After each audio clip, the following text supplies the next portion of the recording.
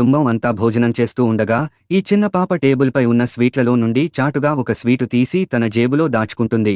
ఇదంతా అక్కడే ఉన్న పాప తండ్రి చూస్తాడు. అలాగే తన కూతుర్ని నువ్వెందుకు తినకుండా ఆ స్వీటు జేబులో దాస్తున్నావు అని అడుగుతాడు. అప్పుడు పాప ఈ స్వీటు అంటే అమ్మకు చాలా ఇష్టం. ఆమె చాలా రోజులుగా ఈ స్వీట్ తినలేదని చెప్తుంది. పాప మాటలకు అక్కడే ఉన్న ఈ పాప తాతయ్య, నానమ్మలకు కళ్లలో నీళ్లు తిరుగుతాయి. అప్పుడు పాప నానమ్మ ఈ స్వీట్లన్నీ ప్యాక్ చేయమని చెప్తుంది. అలాగే ఈ కుర్రాడు తన కూతురిని తీసుకుని ఆమె చూపిస్తున్న దారిలో తన భార్య కోసం వెళ్తాడు. అప్పుడు పాప జైలులో ఉన్న తల్లి దగ్గరకు తన తండ్రిని తీసుకువెళ్తుంది. ఈమెను చూసి ఈ కోటీశ్వరుడు షాక్ అయిపోతాడు. ఎందుకంటే 6 సంవత్సరాల క్రితం తన ప్రేయసి అయిన ఈ అమ్మాయి ఇతడు చనిపోయిందని అనుకుంటాడు.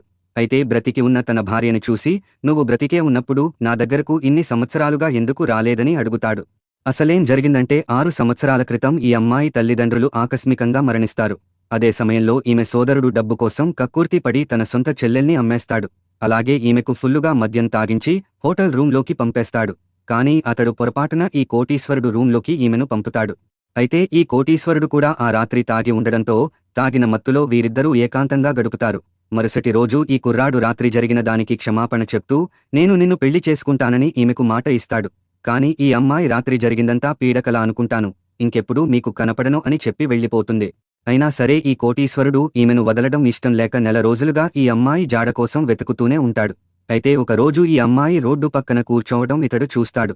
వెంటనే ఆమె దగ్గరికి వెళ్లి తనతో రమ్మని ఆమె చేతిని పట్టుకుంటాడు. కాని ఈమె నేను నీతో రాను అంటూ ఇతడిపై సీరియస్ అవుతుంది. నిజానికి తల్లిదండ్రుల మరణం అలాగే క్రూరుడుగా మారిన సోదరుడు వల్ల ఈమె జీవితం పూర్తిగా నలిగిపోయిందని, అలా పాడైన తన జీవితంలోకి ఇంత మంచి కుర్రాడిని లాగకూడదు అని ఈమె అతడి జీవితంలోకి వెళ్లకూడదని అనుకుంటుంది. అయితే ఒకరోజు ఈ కుర్రాడు ఆ అమ్మాయి అనారోగ్యంతో చనిపోయిందని టీవీలో రావడం చూస్తాడు. ఆ క్షణంలో ఇతడి మనసు ముక్కలవుతుంది. నిజానికి ఇతడు తన జీవితకాలం ఈమెనే తన భార్యని అప్పటికే నిర్ణయించుకున్నాడు.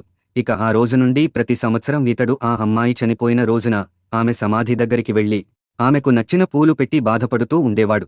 ఇది చూసి ఇతడి తల్లిదండ్రులు కూడా బాధపడేవారు. నిజానికి ఇతడికి కొద్ది రోజుల క్రితమే మరో అమ్మాయితో తల్లిదండ్రుల ఒత్తిడితో ఎంగేజ్మెంట్ అయింది. అయినప్పటికీ ఇతడి మనసులో మొదటి భార్యనే ఉంటుంది. అయితే ఆ రోజు ఒక పాప వానలో తడుస్తూ ఇతడి దగ్గరకు వచ్చి నాన్న అని పిలుస్తుంది.